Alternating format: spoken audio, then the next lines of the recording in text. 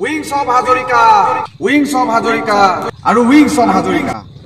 সমগ্ৰ অসমত এতিয়া উইংস অফ হাজৰিকা আৰু উইংস অফ হাজৰিকা ইতিমধ্যে বন্ধুসকল আপোনালোকে সকলোৱে জানে শিৱসাগৰত উপস্থিত হৈ গ'ল উইংস অফ হাজৰিকা শিৱসাগৰ জিলাৰ লোকসকলৰ লগতে সমগ্ৰ অসমবাসী ৰাইজে খুব মৰম আৰু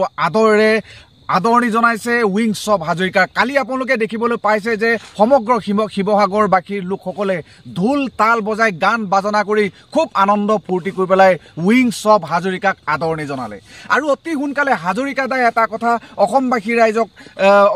জনাইছে অৱগত কৰিছে যে অতি সোনকালে এখন ৰেষ্টুৰেণ্ট ওপেন কৰা হ'ব এনেকুৱা ধৰণেৰে পপুলাৰিটি অৰ্জন কৰিলে এনেকুৱা ধৰণেৰে বিষয়বস্তুটো ভাইৰেল হৈ পৰিছে বন্ধুসকল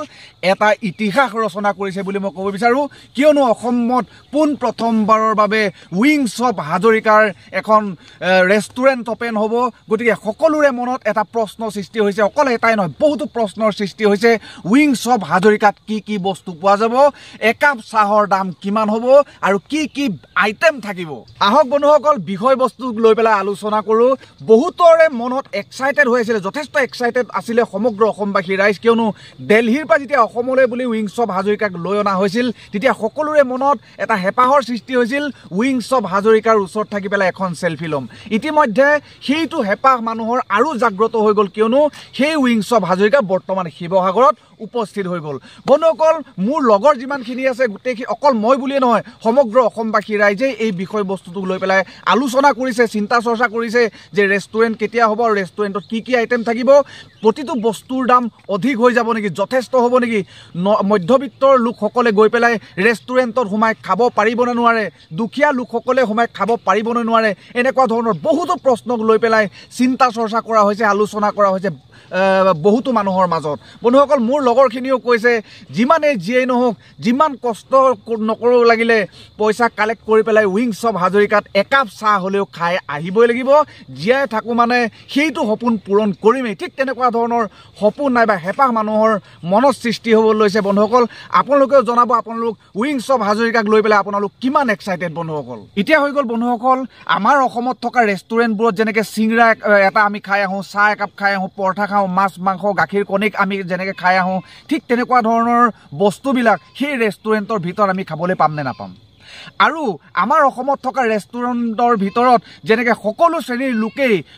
দুখীয়া শ্ৰেণীৰ পৰা ধৰি পেলাই ধনী লোকসকললৈকে ধৰি গোটেইখিনি মানুহে যেনেকৈ ৰেষ্টুৰেণ্টৰ ভিতৰত যি টি বস্তু খাই আহিব পাৰে ঠিক তেনেকুৱা ধৰণেৰে সেইখন ৰেষ্টুৰেণ্টত সকলো শ্ৰেণীৰ বাবে সম্ভৱনে যদি সম্ভৱ হয় তেতিয়াহ'লে সেইখন ৰেষ্টুৰেণ্টত পৰঠা পোৱা যাবনে চিংৰা পোৱা যাবনে চাহ পোৱা যাবনে তেতিয়াহ'লে সেইখিনি বস্তুৰ মূল্য কিমান হ'ব এনেকুৱা ধৰণৰ মনোভাৱবোৰ বন্ধুসকল আপোনালোকৰ মনতো নিশ্চয়কৈ আহিছে যে আমাৰ যিবোৰ নৰ্মেল ৰেষ্টুৰেণ্ট সেই ৰেষ্টুৰেণ্টখনৰ মাজত কি পাৰ্থক্য থাকিব অকল আপোনালোকেই নহয় সমগ্ৰ অসমবাসী ৰাইজেই নহয় বন্ধুসকল ময়ো যথেষ্ট এক্সাইটেড কিয়নো পোন প্ৰথমবাৰৰ বাবে অসমত এনেকুৱা এটা পদক্ষেপ এজন ব্যৱসায়ীয়ে লৈছে এইটো খুবেই এটা গৌৰৱৰ বিষয় এই বিষয়বস্তুটোক লৈ পেলাই আমি যথেষ্ট গৌৰৱ অনুভৱ কৰিব পাৰোঁ গতিকে সেই ব্যৱসায়ীজনক হাজৰিকা ডাঙৰীয়াক মোৰ ফালৰ পৰা চেলুট জনাইছো এনেকুৱা ধৰণৰ নতুন চিন্তাধাৰাৰে অসমত এটা নতুন পদক্ষেপ হাতত লোৱাৰ বাবে অসমত এটা নতুন পদক্ষেপ সমগ্ৰ অসমবাসী ৰাইজক দেখুৱাই দিয়াৰ বাবে গতিকে তেখেতক পুনৰবাৰ ধন্যবাদ জনাইছো চেলুট জনাইছো গতিকে তেনেকুৱা এখন ৰেষ্টুৰেণ্টত মোৰো মাত্ৰ একাপ হ'লেও চাহ খাবলৈ নিশ্চয়কৈ মন আছে বন্ধুসকল এতিয়া মোৰ মনতো আপোনালোকে যেনেকুৱা ধৰণেৰে চিন্তা চৰ্চা কৰিছে বন্ধুসকল মোৰ মনতো হাজাৰটা প্ৰশ্ন চিন্তা চৰ্চা হৈছে যেনে কেনেকুৱা হ'ব ৰেষ্টুৰেণ্টখন ক'ত বনোৱা হ'ব কেনেকুৱা ধৰণে ৰেষ্টুৰেণ্ট কৰিব মোৰ লগৰকেইটাৰ লগত যেতিয়া এই বিষয়বস্তুটোক লৈ পেলাই আলোচনা কৰিছিলোঁ তেতিয়া মোৰ লগৰটোৱে কৈছে এইখনৰ ভিতৰত সোমাই পেলাই চাহ একাপ খোৱাটোতো দূৰৰে কথা ভিতৰলৈ সোমাবলৈ চাগে 100-150 টকামান ভৰিব লাগিব বাহিৰত বোলে গেট থাকিব গেটৰ ওচৰত মানুহ এজন থাকিব সেই মানুহজনৰ পৰা এটা টিকেট ক্ৰয় কৰিব লাগিব সেই টিকেট ক্ৰয় কৰাৰ পাছতহে উইংস অফ হাজৰিকাৰ ভিতৰলৈ প্ৰৱেশ কৰিব পাৰিব তেনেকুৱা ধৰণৰ বহুতো বিষয়বস্তুক লৈ পেলাই চিন্তা চৰ্চা কৰা হৈছে যথেষ্ট এক্সাইটেড বন্ধুসকল আপোনালোকৰ দৰে ময়ো বহুতো এক্সাইটেড গতিকে যিমান পাৰোঁ সোনকালে উইংস অফ হাজৰিকাৰ ওচৰলৈ যাম তাত এখন সেলফি হ'লেও তুলিবলৈ চেষ্টা কৰিম একাপ চাহ হ'লেও খাবলৈ চেষ্টা কৰিম আৰু শেষত বন্ধুসকল আপোনালোক সকলোলৈ ভোগালী বিহুৰ আন্তৰিক শুভেচ্ছা জ্ঞাপন কৰিছোঁ সকলোৰে জীৱন মংগলময় হওক সুখৰ হওক সুখেৰে শান্তিৰে ভৰি পৰক গোটেই জীৱন তাৰে কামনা কৰিছোঁ ধন্যবাদ